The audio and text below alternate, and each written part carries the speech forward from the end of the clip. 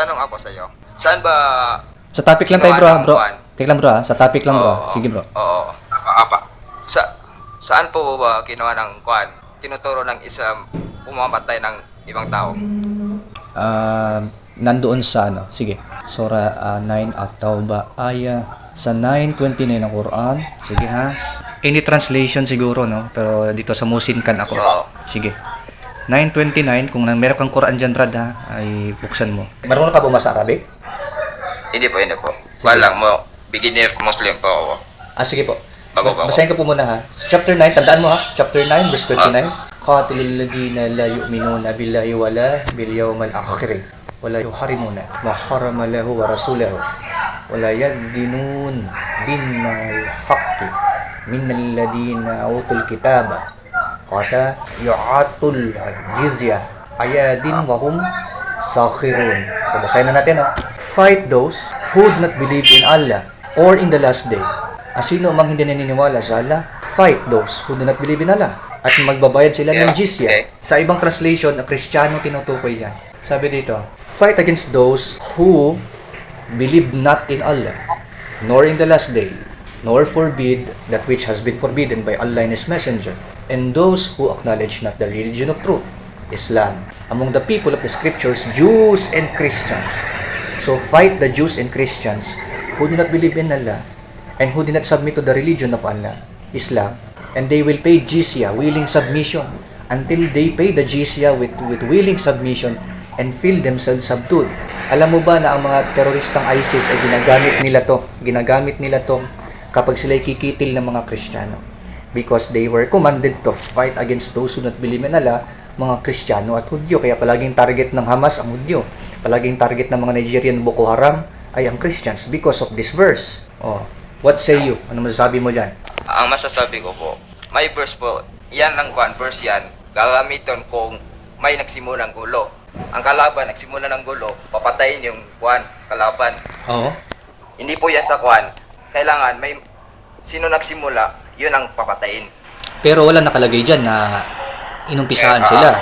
Alam mo bro, ang paliwanag dito ng inyong tafsir, katulad ni Tafsir at-Tabari, may paliwanag siya sa Surah chapter 9:29. Ang paliwanag niya, hindi ang mga Romano, hindi ang mga Kristiyano ang unang nang atake sa kanila, kundi si Muhammad ang nag-utos na lusubin ang mga Romans. Siya mismo nagpaumpisa kasi ang sabi dito, paliwanag to ni Al-Tabari. Basahin lang natin ha. Sabi dito, Sige po. when Muhammad and his companions were ordered to go to Tabuk. So sino ang nagpadala ng sundalo sa Tabuk? Mga Kristiyano ba? Siya ang nag-utos eh. Ano ba sa Arabic yan? Hindi po ba magsalita? Sige. Di ba? Yung noon-noong panahon, yung panahon pa ni Muhammad, Prophet Muhammad, si Prophet Muhammad, nagpadala siya ng messenger, padulong papunta sa Roman. Yung messenger, yung mga messenger, pinatay ng mga Roman. Doon nagsimula ang gulo. Hindi totoo yun bro. Si Muhammad ang nagbabanta bro. Walang nakalagay sa paliwanag ni At-Tabari na ang Kristiyano ang unang pumatay o Kristiyano ang unang nagbanta. Ito istorya ng Tabuk to, ibang istorya yun eh. Sa ano yun eh, sa Battle of Muta yun eh. Battle of Muta yun. Dito Battle of Tabuk to, sa Battle of Tabuk. Iba yung Battle of Muta sa Battle of Tabuk. Kasi sa Battle of Muta, si Khalid al-Walid ang naging general doon at ilan pang mga... Ito kasi sa Battle of Tabuk eh. Sabi dito sa Arabic, Muhammad wasahibi ba'azawa Tabuk. So, sino nag-utos na magpadala ng sundalo sa Tabuk? Mga sundalong Kristiyano ba? Hindi po. Kundi, basahin natin sa buo ha. Dapat. When Muhammad sabi, fight those who do not believe in Allah. Tapusin muna natin siya, Abdullah, tapos mamaya Yeah. magtanong ka. Fight those who do not believe in Allah, eksaktong nakalagay sa Quran. And last day, and do not consider unlawful what Allah and Messenger have made unlawful, and do not follow the religion of truth. So, ang dahilan ng pag nagpa-fight is because they don't believe in the religion of truth. Hindi dahil inatake sila ng una. Wala nakalagay na fight those who attack us first. Walang ganun, kundi those who do not follow the religion of truth. Religious ang dahilan kung bakit ipa-fight kami. For those who were given the scripture until they give jizya willingly when they were humbled, when Muhammad ordered and his companions were ordered to go to Tabuk. Sino nag-wage war sa mga Romans? Sa mga Romans ba si Muhammad? Sa taas, basahin natin. Sabi dito, It has been mentioned that this verse was revealed to the messenger of God, peace be blessed upon him, concerning his command to wage war against the Romans. So, sino ang nag-utos na i-war ang Romans? Siya mismo, si Muhammad. Hindi naman ang Romans ang nagpadala ng sundalo sa Tabuk kundi si Muhammad ang nagpadala ng sundalo doon sa Tabuk kasi andoon yung mga tao. Gusto niya na atakihin yung mga yun kasi they don't follow in the religion of truth. Yun ang paliwanag ni At-Tabari. Wala kang scholar na mababasa, wala kang scholar na tafsir na mababasa na ang mga Kristyano ang nagpapadala ng offensive forces doon kay Muhammad, kundi si Muhammad ang nagpapadala. Hindi naman kami. Sinong scholar ang merong ganung paliwanag na sila inunahan o inunahan namin kayo? Wala. It's Ibn Kathir. Tingnan natin Ibn Kathir. Ang tanong po, nasa Hindi po. Ito po bro ay magpakinggan mo muna kami ha. At saka pakiintindi mo yung sinasabi namin para magkaintindihan tayo. Binasa natin kanina ang paliwanag ni At-Tabari. Na sabi ni At-Tabari doon sa Battle of Tabuk, si Muhammad ang offensive doon kasi siya ang nagpadala ng forces doon sa lugar ng Tabuk. Siya ang nagpadala, hindi mga sundalo ng Syria, hindi mga sundalo ng Christian. Ngayon sa paliwanag ni Ibn Kathir, Anong source mo daw, brother? Saan yan sa napabasa? tafsir po to, tafsir. Ito naman, tafsir ni Ayan, Ibn tafsir Kathir. yan, Abdullah. Dagdagan natin ang paliwanag. Ito ay tafsir ni Ibn Kathir. Paliwanag ni Ibn Kathir. Ang sabi ni Ibn Kathir, si Muhammad talaga ang nag-initiate na awayin ng mga Romano. Itong sabi dito, sa Syria.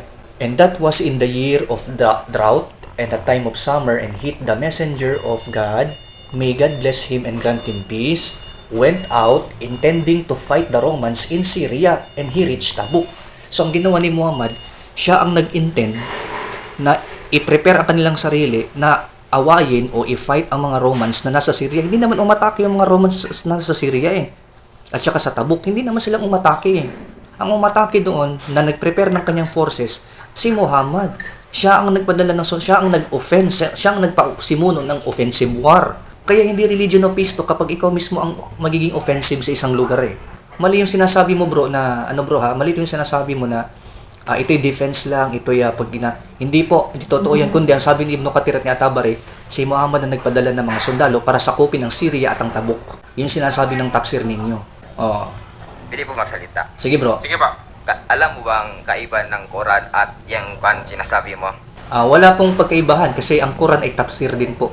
Tafsir din po ang Quran. So ang Quran na Alam mo tafsir, ba, sino na- meron pa rin siyang tafsir o paliwanag. Salita muna ako. Okay. Sige pa. Iba ang kasi ginagawa ng mga scholar noong mga Muslim at sa Quran. Ang Quran ay hindi mababago.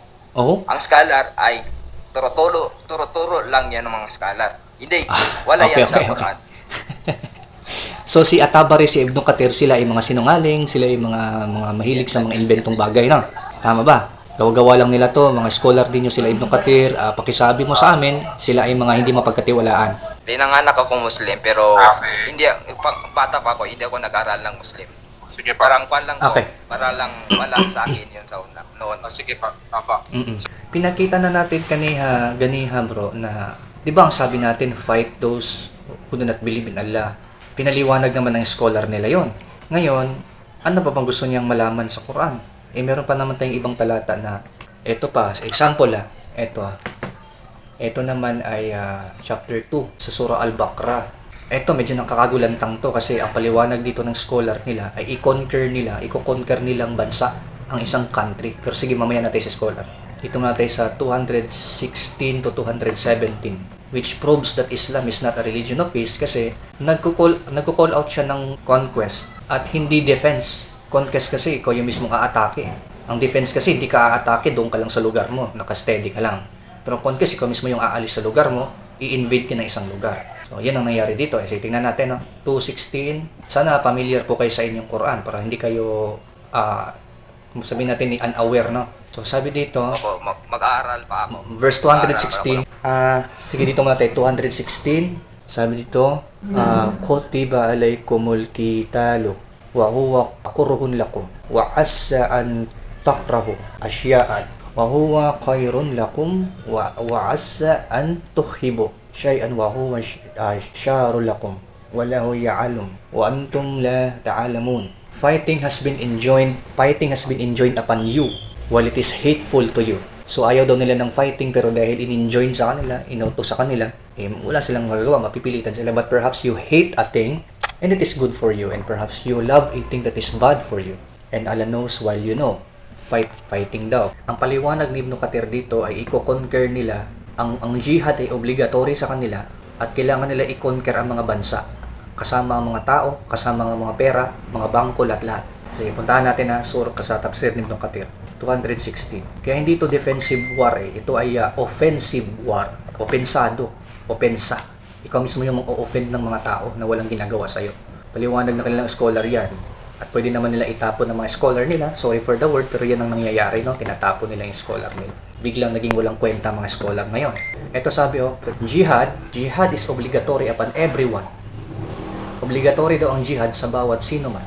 Whether they fight or remain behind. Kahit na hindi sila mag-participate sa giyera, basta suportahan nila, ifafad nila, tulungan nila yung mga nakikipaglaban. The one who remains behind must effort upon their help provided. And then, whoever dies without having fought in a war, even having considered fighting, dies a death of ignorance. Ano sabi? Ang sino dong mamamatay na hindi lumalaban ay mamamatay na parang walang alam. O kailangan talaga makikipaglaban ka. Kasi wala ka nung alam pag hindi ka nakikipaglaban. Ang sabi dito, then God Almighty said, and if maybe that you hate a thing which is good for you, meaning fighting is followed by victory, triumph over the enemies, and the conquest of their lands, iko-conquer mismo ang land, so hindi defensive to, attack ito. Well, iko-conquer ang land, iko-conquer ang wealth, iko-conquer ang kanilang mga anak. Yun ang sabi. Seize control of their government. An example of this is obtaining from fighting which may result in the enemy seizing control of the land and its government. So, iko-control ninyo ang gobyerno at iko-control ninyo ang lupa. So, ang paliwanag ni Ibn Kathir, ang surah 216 ay isang jihad na kailangan i-conquer mo ang mga lupa, pupuntahan mo ang mga lupa, atakihin ninyo sila. Kaya yun ang ginawa ni Muhammad sa Oman, yun ang kanilang ginawa sa Muta, sa Syria, na inatake nila ang mga Romans doon sa Tabuk, na walang ginawa sa kanila, hindi lumusob sa kanila, kundi biglang nilusob nila yung mga taga-Syria, nagulantang yung mga Syria, biglang umatake si Muhammad, pero hindi pa rin sila nanalo sapagkat mas maraming sundalo ang Byzantine, mas maraming sundalo ang Syria. Kaya at the end of the day, tumakas sila at natalo sila. Umuwi sila. Si Khalid al-Walid, sumibat si Khalid al-Walid, nawala ang tapang ni Khalid al-Walid nung nagpadala sa Heraclius ng over 100,000 sundalo. Sapagkat 3,000 lang sila. Napaka-ikli lang, napaka-konti lang nila, kaya nila kayang-kaya nila mga Kristiyano.